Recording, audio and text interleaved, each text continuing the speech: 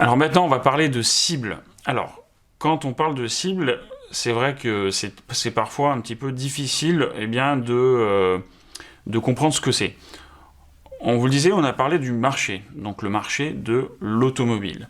Le marché de l'automobile, on a dit qu'il se segmentait. On va avoir le segment haut de gamme avec les voitures haut de gamme, on va avoir le segment moyenne gamme, enfin moyenne haut de gamme, le segment moyenne gamme et le segment bas de gamme par exemple. Alors on l'a dit, on pourrait le faire par démographie ou géographie, pardon. Donc par exemple le marché national, et dans lequel on va le segmenter. Si on reprend ce marché de l'automobile, vous avez donc les véhicules type les types moyenne gamme, comme par exemple Renault ou Peugeot, avec des voitures comme les Clio, les Peugeot, les 206 ou d'autres modèles. Eh bien, il faut savoir que derrière tout ça, on va définir une cible. Donc en fait, justement, quand on prend toutes ces marques, d'ailleurs on se dit peut-être pourquoi il y a autant de marques. Et pourquoi, en fin de compte, il y a autant de modèles de voitures, de motorisation, de finition, de couleurs, etc. Eh bien ça, en fait, ça répond à un besoin. Et il faut savoir qu'en fait, une fois que vous avez segmenté votre clientèle et votre marché, donc vous allez essayer de toucher, par exemple, les personnes qui ont un budget, on va dire, de 10 à 20 000 euros dans une voiture et souhaitent acheter des voitures neuves. Eh bien, dans ce segment des voitures moyenne gamme, eh bien, vous avez plusieurs cibles. Vous avez des jeunes, vous pouvez avoir des moins jeunes, vous pouvez avoir des familles. Enfin, on peut tout imaginer dans ce segment, parce que c'est un segment assez large. Eh bien, il faut comprendre que certaines entreprises vont décider stratégiquement peut-être de toucher l'ensemble de cette cible. Si on prend une voiture comme justement les Renault ou les Peugeot, qui sont les plus vendues, eh bien en fait elles répondent à un besoin qui est très large, c'est-à-dire qu'elles s'adressent à un ensemble de clients qui sont assez larges.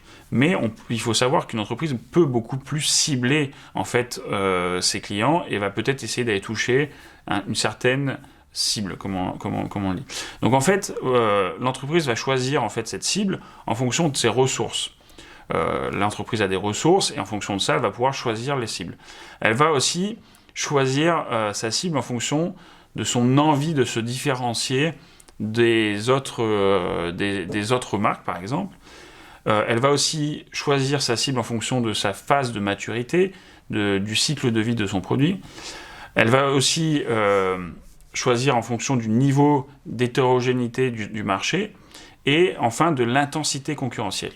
Donc on l'a dit tout à l'heure, eh bien, il faut savoir, le marché de l'automobile est un marché qui va être plutôt saturé.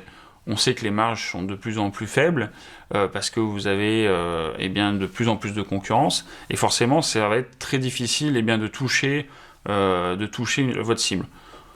On l'a dit, il y a toutes les notions de ressources. Il va falloir, si vous avez peu de ressources, ça va être difficile d'aller toucher, concurrencer Renault ou Clio.